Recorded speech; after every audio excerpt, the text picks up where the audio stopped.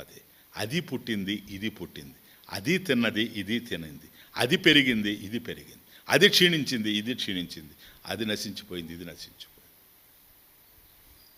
అది నశించడానికి, ఇది నశించడానికి ఆధారమైనటువంటి ఆత్మ చైతన్యం ఏదైతే ఉందో అది తానే అని తెలుసుకునేటువంటి వాడు.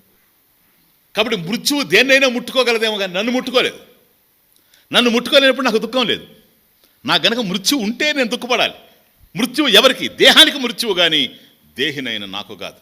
క్షేత్రజ్ఞం చాపి మాం విద్ది సర్వక్షేత్రేషు భారత. క్షేత్రాలు అనేక ఉండొచ్చేమో కానీ అన్నిట్లో దివ్యంగా ప్రకాశించేటువంటి చైతన్యం నేనే. కనుక నాకు మాత్రం మృత్యువు లేనే లేదు. చెప్పండి ఇప్పుడు ఏం చేయాలి?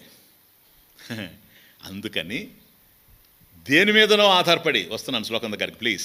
దేని మీదనో ఆధారపడి సుఖించాలని కానీ, మరొకరిని ఆశ్రయించుకొని ఆనందించాలని కానీ, దీనికోసం కొన్ని ప్రత్యేకమైన పరిస్థితుల్ని సన్నివేశాలని తయారు చేసుకొని కానీ సుఖపడే అవకాశం లేదు. గనక సుఖపడాలనుకుంటున్నావు కదూ, త్యాగే సర్వేషాం సుఖం భవేత్. ఉపనిషత్. సర్వేషాం త్యాగే. ఇవన్నీ ఏవైతే నీకు సుఖ కారణాలని నువ్వు అనుకుంటూ ఉన్నావో, సుఖ స్థానాలను నువ్వు అనుకుంటూ ఉన్నావో, వాటన్నిటినీ తేషాం సర్వేషాం, ఈ సమస్తమైనటువంటి ఏవైతే ఉన్నాయో వాటిని త్యాగే, వాటిని త్యాగం చేసి సుఖం భవేత్. ఎందుకని? అక్కడ లేదు గనక. వాటిల్లో ఎక్కడ కూడాను సుఖం అనేటువంటిది లేదు గనక. వాటి మీద ఆధారపడ్డావో, ఆధారపడింది ఎక్కడైనా సరే దుఃఖానికి కారణమవుతుంది. Please, dependence is always painful. ఎవరి మీద ఎవరు ఆధారపడినా దుఃఖ కారణం అయి ఉంటుంది అది. ఇప్పుడు సినావ్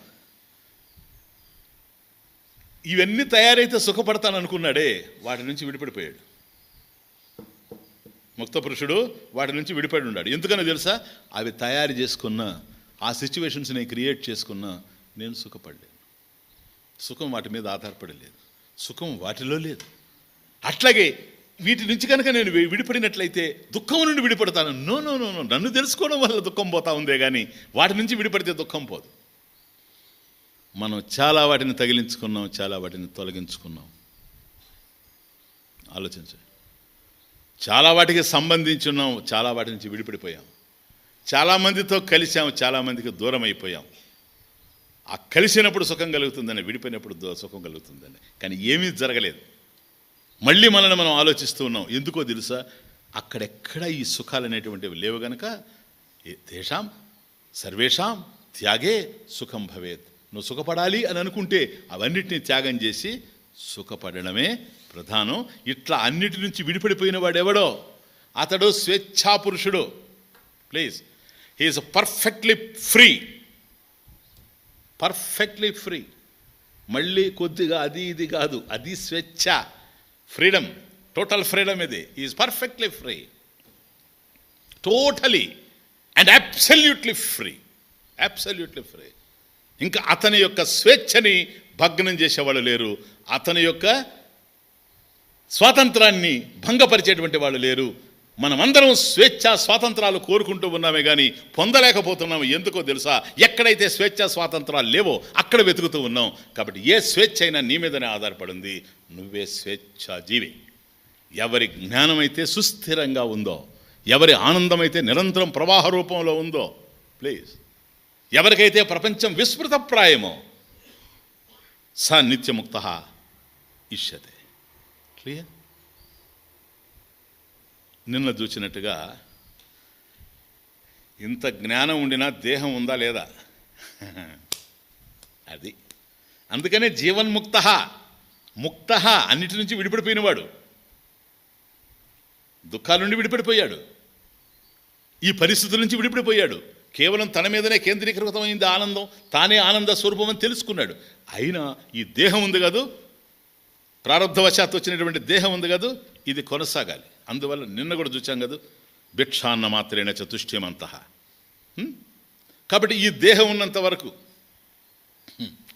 చాలా ఇంపార్టెంట్ ఇది. దేహం ఉన్నంత వరకు నీడుంటుంది, కాయం ఉన్నంత వరకు ఛాయ ఉంటుంది. కాయం ఎంతవరకు ఉంటుంది అంటే తానున్నంత వరకు కాయం కాదు, ప్రారంధం ఉన్నంత వరకు కాయం. అండర్స్టాండ్? క్లియర్గా అర్థం చేసుకో. ఎందుకనంటే కాయం పోతే ఛాయ ఉండదు, నీకు దేహం పోతే నీడ ఉండదు. కాబట్టి నీడ లేదు అంటే తత్సంబంధమైన దేహం లేదని అర్థం. మరి రేపు దేహం లేకుండా పోతే అది ఉండడానికి కారణమైనటువంటి ఆత్మ లేదని అర్థం. ప్రారంధం లేదని అర్థం. అండర్స్టాండ్? ప్రారంధం లేదని అర్థం. కనుక ప్రారంధం అనేటువంటిది ఉన్నంత వరకు ఈ దేహం కొనసాగుతూ ఉంటుంది. కనుక అలా జీవించి ఉండగానే ఈ దేహంలో తాను జ్ఞాని, తాను ఆత్మ అనేటువంటి ఎరుక కలిగినటువంటి వాడు స్వేచ్ఛాపురుషుడై ఉన్నాడు గనక, ముక్త జీవిగా ఉన్నాడు గనక, జీవన్ముక్తుడై ఉన్నాడు గనక, తాను జీవన్ముక్తుడైపోయాడు. పిండస్థః అపి సర్వవ్యాపీ భవతి. ఈ దేహంలో ఉన్నప్పటికి కూడాను ఆయన అంతటా నిండి నిబిడీకృతమైనటువంటి వాడే. కానీ దేహం పరిమితంగా ఉంది, ఆ ప్రారంధాలని అది అనుభవిస్తూ పోతూ.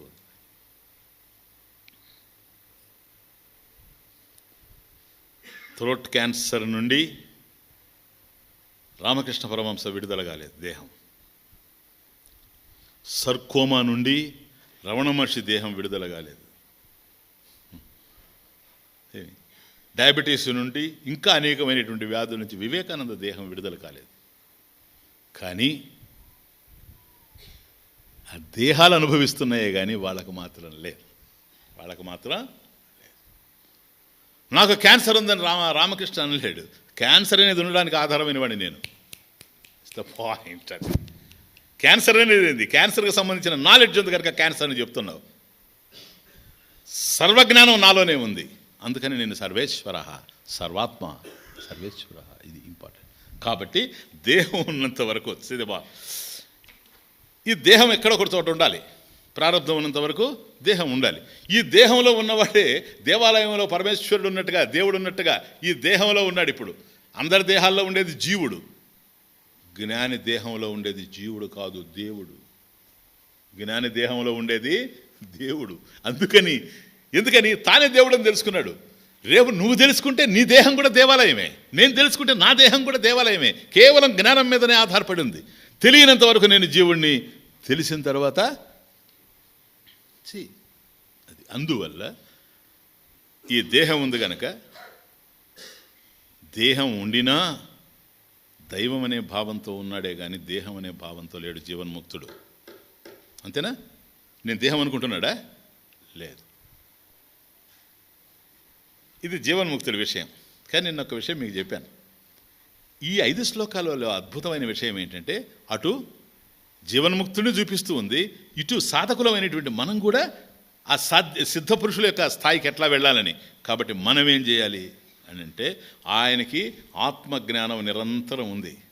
ఆత్మభావం, ఆత్మభావస్థ, నేనే ఆత్మ అనేటువంటి జ్ఞానం ఆ మహానుభావునికి ఉంది, మహానుభావునికి ఉంది. మనకు లేదు. లేనప్పుడు ఏమవుతుందో తెలుసా?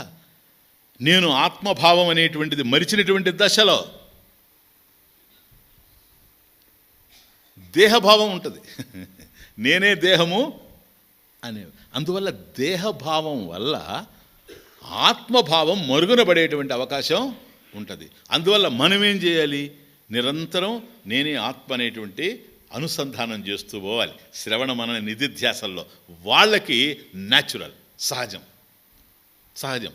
అయినా దేహం ఉంది కనుక, ఇది ఉండాలి కనుక. ఎక్కడ ఉండాలి?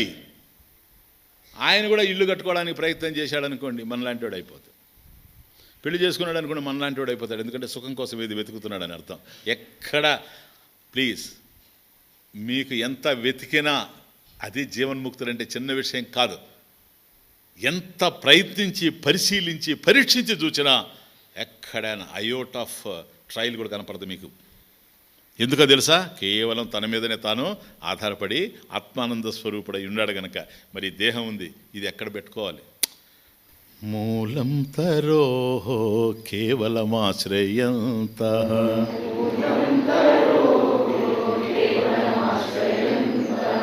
పాణిద్వయే భోక్తుం అమత్రయంత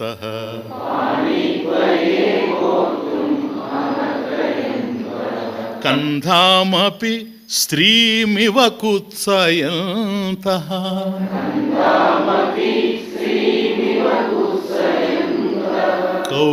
కౌపీనవంతః ఖలు భాగ్యవంతః